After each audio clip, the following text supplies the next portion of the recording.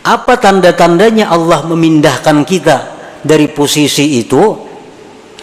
Tandanya, dulu orang belajar lawan kita. Nah, sekarang orang kada ada lagi yang belajar lawan kita, ampihan. Asalnya pesantren ini hibak. Wah, ini tinggal berdua bertiga lagi. Nah, itu adalah berarti Allah menyuruh kita pindah daripada posisi itu.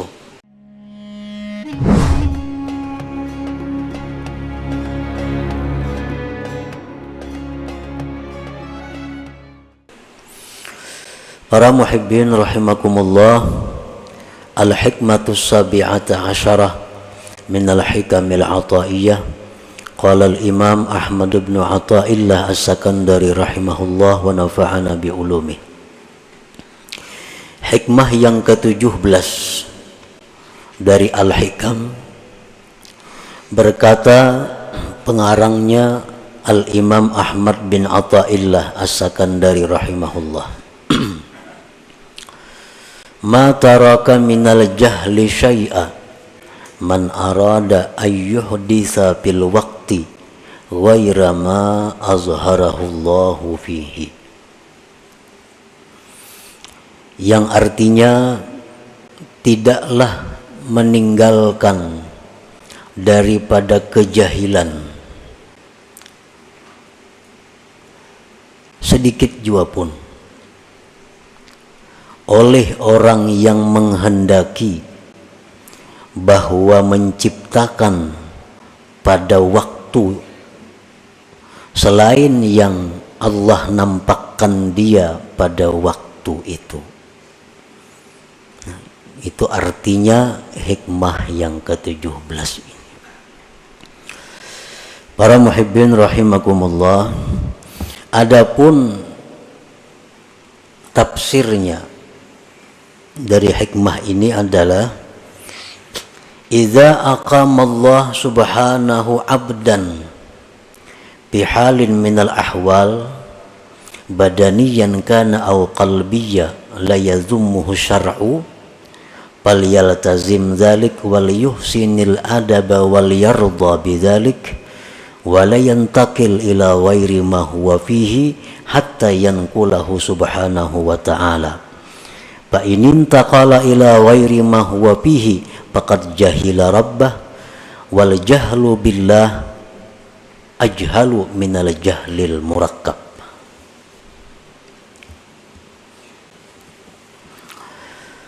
Apabila Allah subhanahu wa ta'ala menempatkan seorang hambanya pada satu keadaan daripada keadaan-keadaan, baik keadaan itu bersifat badan atau bersifat hati, yang mana keadaan itu tidak dicela oleh syara, tidak dicela oleh agama, maka hendaklah dia melazimi keadaan itu dan baiklah adab kepada Allah, dan hendaklah ridha kepada Allah dengan demikian tadi, dan tidak berpindah kepada selain sesuatu yang adalah dia pada sesuatu itu, sehingga Allah yang memindahkannya. Apabila dia berpindah kepada selain sesuatu yang adalah dia pada sesuatu itu, maka berarti dia jahil dengan Tuhannya. Jahil dengan Allah itu lebih jahil daripada jahil murakkab. Nah, itu salah satu di antara sekian banyak tafsir uraian daripada hikmah yang ke-17 ini. Seorang hamba, ini hikmah yang ke-17 adalah merupakan adab. Adab seorang hamba Allah kepada Allah. Tata kerama bagaimana seorang hamba yang baik itu dengan Allah.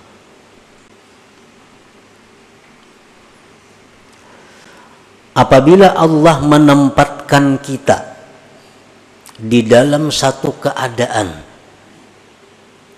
baik yang bersifat keadaan itu di badan kita atau hati kita, yang keadaan tadi jelas sudah tidak dicela oleh agama, maka keadaan tersebut kita lazimi dan hendaknya kita membaguskan adab dan kita ridha dengan keadaan yang ditempatkan Allah itu, dan kita tidak berpindah untuk mencari keadaan-keadaan lain, sehingga Allah sendiri yang memindahkan kita kepada keadaan yang lain itu. Apabila kita berpindah sendiri tanpa ada petunjuk dari Allah, maka berarti kita jahil dengan Allah. Sedangkan jahil dengan Allah itu lebih jahil daripada jahil murakkab.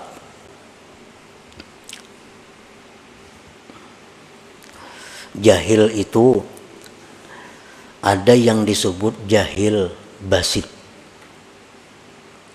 Jahil basit ini artinya orang yang tidak tahu sesuatu dan dia tahu dirinya tidak tahu sesuatu itu. Contohnya, ujar orang, ikam tahulah nangaran sepeda motor itu. Tahulah ikam nangaran sepeda motor. Ujarnya kada tahu. Ujarnya kada tahu. Ini ngarannya jahil basir. Orang yang kada tahu dan dia tahu bahwa dia kada tahu. Tahulah sepeda motor, kada tahu, habis sudah kisahnya. Ini jahil yang paling inting. Dan kadang-kadang jahil seperti ini dalam beberapa hal terpuji. Jahil yang kedua adalah jahil murakkab. Orang ini tidak tahu dan dia tidak tahu dirinya tidak tahu. Ini berat jahilnya. Kada tahu lawan sesuatu dan inya kada tahu bahwa dirinya itu kada tahu. Ujar orang, ikam tahulah sepeda motor. Tahu ay. Mananya? Tuh, menunjuk ke kambing. Menunjuk ke kambing. Berarti orang ini jahilnya double. Lawan kambing kada tahu, lawan sepeda motor kada tahu, lawan dirinya jahil kada tahu. Nah ini ngarannya jahil murakkab. Yang lebih jahil dari jahil murakkab ini ada lagi orang yang jahil dengan Allah. Orang yang tidak tahu bahwa Allah yang menciptakan dia. Orang yang tidak tahu bahwa Allah yang mengatur seluruh yang ada ini. Orang yang tidak tahu bahwa Allah yang menghendaki segala yang telah terjadi dan akan terjadi. Dia tidak tahu bahwa Allah yang memberi rezeki kepada dia. Dia tidak tahu bahwa Allah yang menghidupkan dia. Dia tidak tahu bahwa Allah yang mematikan dia. Nah, jahil terhadap Allah ini lebih jahil daripada jahil murakkab tadi.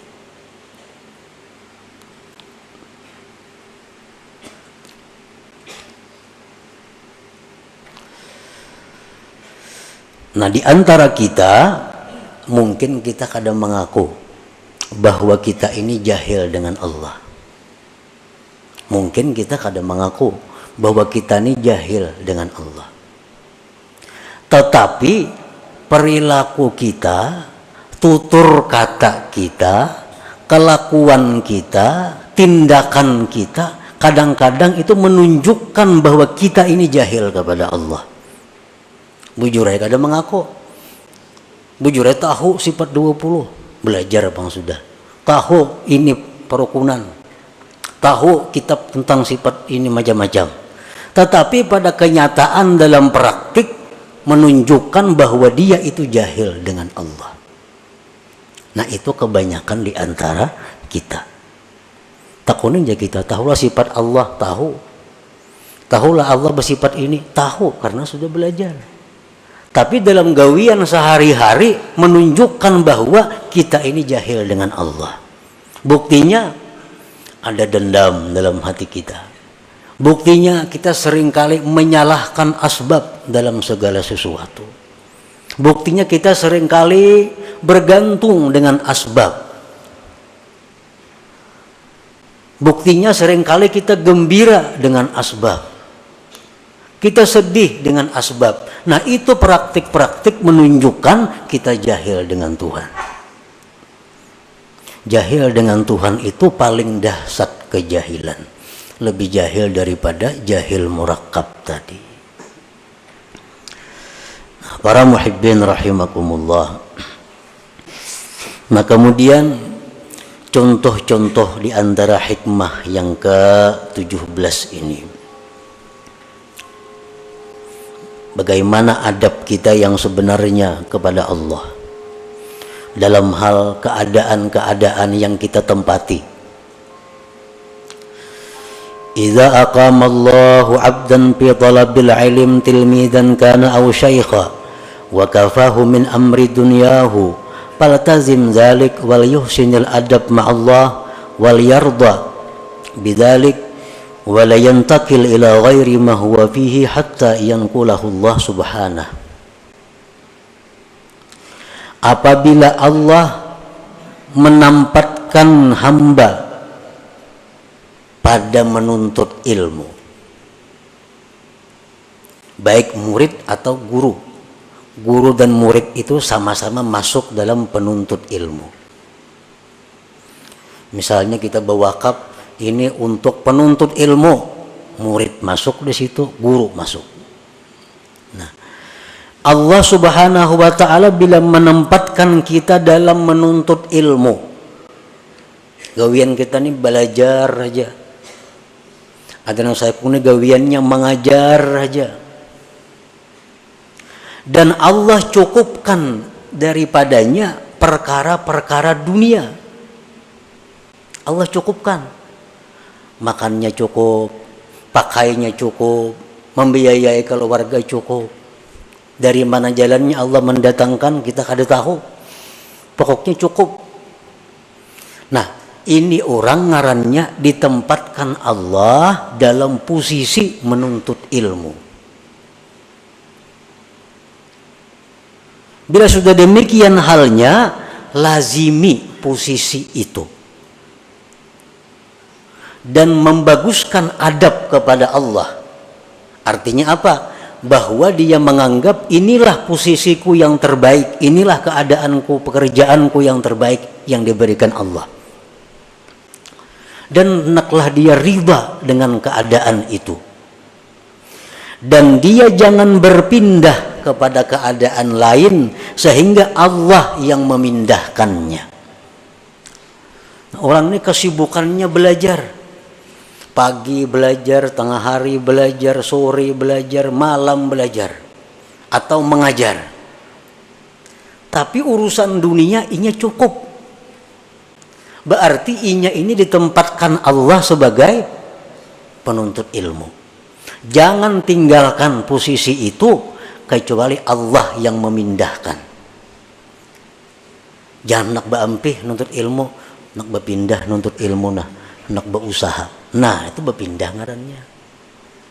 Nak berampih sama ajar, nak beramal aja lagi.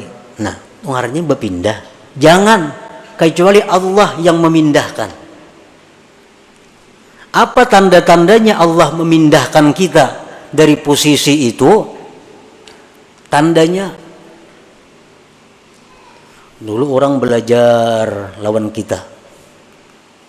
Sekarang orang kada ada lagi yang belajar lawan kita ampihan. Asalnya pesantren ini hibak. Wah, ini tinggal berdua bertiga lagi. Nah, itu adalah berarti Allah menyuruh kita pindah daripada posisi itu. Ke posisi mana kita pindah? Apabila Allah mencukupkan urusan dunia kepada kita, berarti kita mesti pindah ke posisi hanya menghadap Allah, menghabiskan waktu berzikir, beribadah kepada Allah. Kada perlu lagi mengajar, karena ini sudah isyarat dari Allah pindah. Nah, Artinya selama kita mengajar dan banyak haja orang nang mau belajar lawan inya, duniawi dicukupi Allah, berarti orang ini masih ditempatkan Allah di posisi itu. Jangan hendak beampih-ampih mengajar.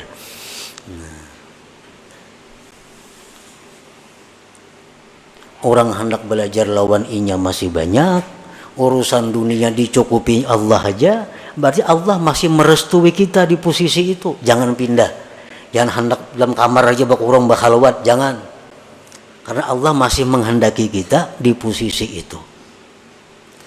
Nah, kalau kita berpindah karena banyaknya menghadapi tantangan, banyaknya menghadapi rintangan, mah aku sudah ampih sama ajar muyak enggak ini caranya, bubar belajaran, aku nak istirahat masuk kamar. Nah, ini orang ngarannya kada beradab dengan Allah, karena pindah posisi tanpa dipindahkan oleh Allah Subhanahu wa ta'ala. Nah, inilah salah satu contoh adab seseorang kepada yang dipilihkan oleh Allah. Contoh lain lagi, wa idza aqama Allahu 'abdan fi tijaratin aw sun'atin ma'as salamah fi dinihi wal muhafazah ala awradihi wal kifayah ala mu'nati man talzamuhu mu'natuhu falyaltazim dzalik wal yuhsinil adab ma'allah wal yarda bidzalik wa la yantakil ila ghairi ma huwa fihi hatta yanqulahu Allah subhanahu. Apabila Allah menempatkan seseorang hamba dalam perdagangan atau pekerjaan lain, kita ditempatkan Allah jadi pedagang atau pengusaha lainnya. Dalam berdagang itu, bekerja itu, agama kita ini selamat. Agama selamat. Artinya usaha-usaha kita ini tidak melanggar hukum Allah. Kan kadang-kadang ada usaha tuh nang bila kada melanggar hukum Tuhan kada dapat. Bila orang kada menyuguk kada dapat gawian. Nah, itu ada usaha. Ini sudah jelas Allah kada menempatkan di situ. Nah, usahanya ini, dalam menjalankan usaha itu agamanya selamat. Nang haram-haram kada digawinya, kawah aja, maju aja usahanya. Yang wajib-wajib kada ditinggalakannya, maju aja usahanya. Dan mengekali wirid-wiridnya, wirid-wirid kada terganggu. Sembahyang berjamaah 5 waktu kada terganggu. Baca Quran hari-hari sekian juz kada terganggu, salawat sekian kada terganggu, zikir kada terganggu, ke majelis taklim kada terganggu. Dan usaha tadi mencukupi menghidupi keluarganya. Nah, berarti orang ini ditempatkan Allah pada posisi berdagang atau bekerja. Usaha untungnya cukup membiayai hidup sekeluargaan. Dalam menjalankan usaha itunya kada ada berdusta, payu aja kada berdusta, kada menyuguk, nang wajib tak kerjaakan, sembahyang berjamaah terlaksana, menuntut ilmu kawa, wirid-wirid tabaca. Berarti dia ditempatkan Allah di situ. Jangan hendak pindah. Jangan hendak pindah kecuali Allah yang memindah. Apa tandanya Allah memindah? Apabila antara lain dalam menjalankan usaha itu sudah kada kau menghindari nang haram. Nah, usaha aku ini bila kada menggawi nang haram kada jalan. Ya tadi bila kada nyuguk kada dapat duit. Adalah gawian nang kaya itu banyak. 10% kan kepala ini, 10%, 2% kan kepala ini, kepala dinas ini. Bila kada kaya itu kada dapat gawian. Nah, ini menunjukkan usaha ini tidak diridhai Allah. Nah, kalau demikian halnya, dia wajib pindah usaha lain. Nah, itu alamat artinya Allah menyuruh pindah. Nah, cari pekerjaan-pekerjaan lain.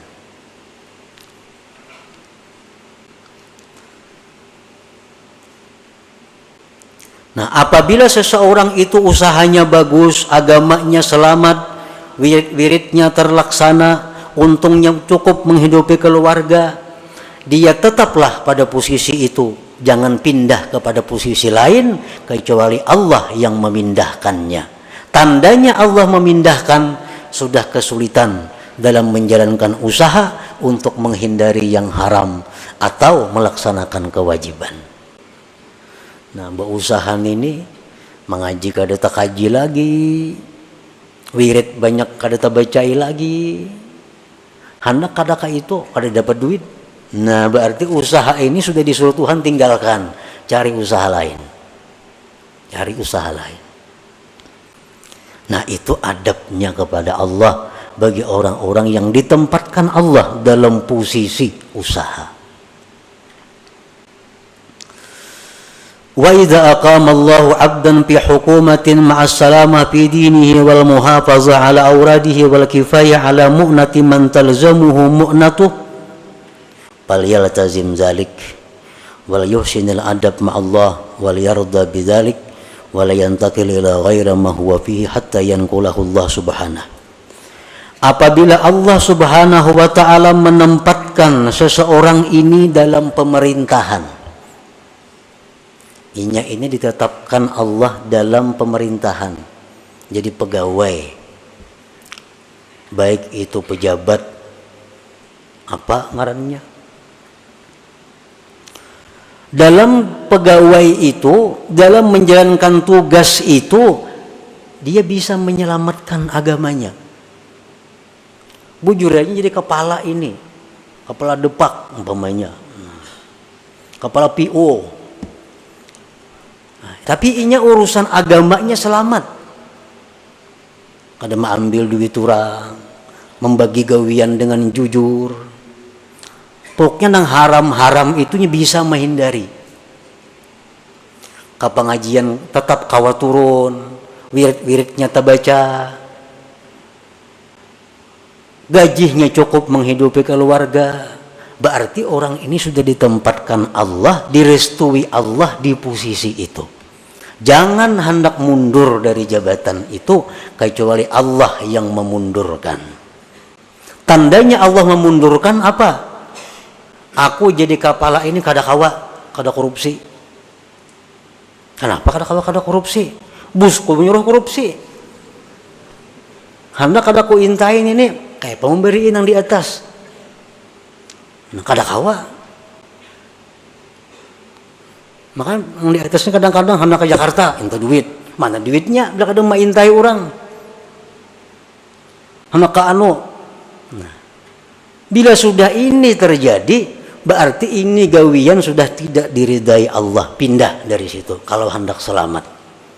Hendak sakit, karusakan ada apa-apa juga bang. Ini hendak kisah, hendak selamat nih. Nah, pindah dari posisi itu. Cari jabatan-jabatan yang aman. Banyak kayak jabatan yang aman, yang kada berurusan lawan hal-hal itu. Paman sekolah aman jabatan, bisukan buka kunci sekolahan sepue istirahat, pindah cari posisi yang aman. Nah, itulah yang dimaksud oleh hikmah yang ke-17 ini. Nah, sekarang kita ukur gawian kita, pekerjaan kita yang ada nih. Apakah direstui Allah atau kada? Apakah disuruh Allah pindah atau kada dari pekerjaan sekarang? Ukurannya, apakah agama kita selamat dalam pekerjaan ini? Apakah kita bisa menjaga wirid-wirid kita? Bila bisa, berarti pekerjaan ini diridai Allah. Dan Allah menempatkan kita pada posisi itu. Jangan berpindah-pindah dari situ. Kecuali karena Allah yang memindahkan kita.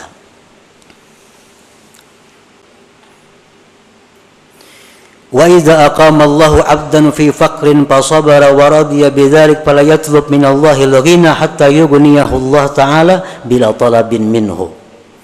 Apabila Allah menempatkan seorang hamba dalam posisi fakir.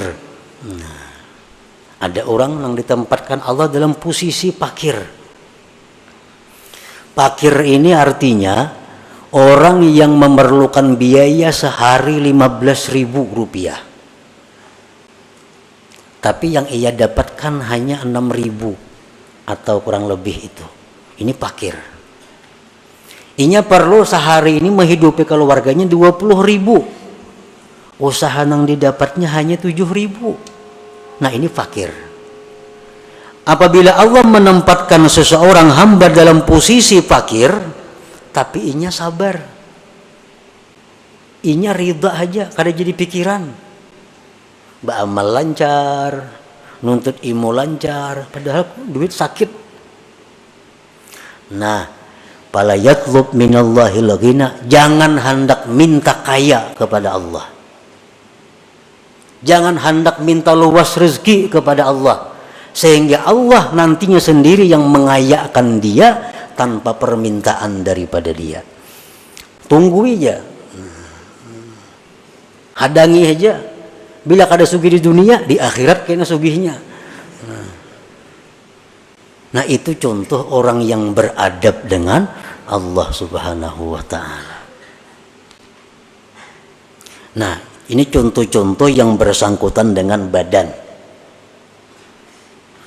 Wa idza aqama Allahu 'abdan fi hali qabdin fala yatlub minallahil basta hatta yanqulahu Allah ila halil basti.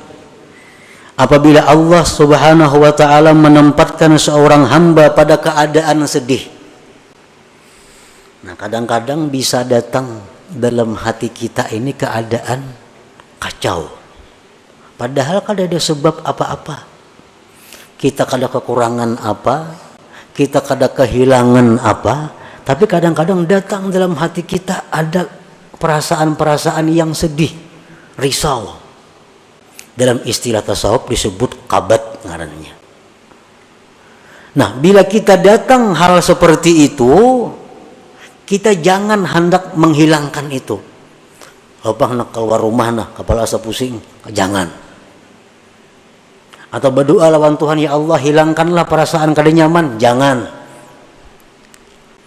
Hadapi perasaan yang kada nyaman itu sampai kena Allah sendiri yang menggantikan keadaan itu kepada keadaan gembira. Bawa berzikir, bawa berselawat, sampai kena hati nyaman seorangannya, hati lapang seorangannya. Nah, ini contoh keadaan hati orang yang beradab kepada Allah Subhanahu wa ta'ala.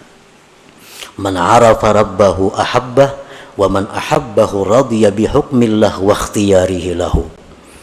Barang siapa yang mengenal Allah, dia pasti mencintai kepada Allah, pasti mencintai kepada Allah.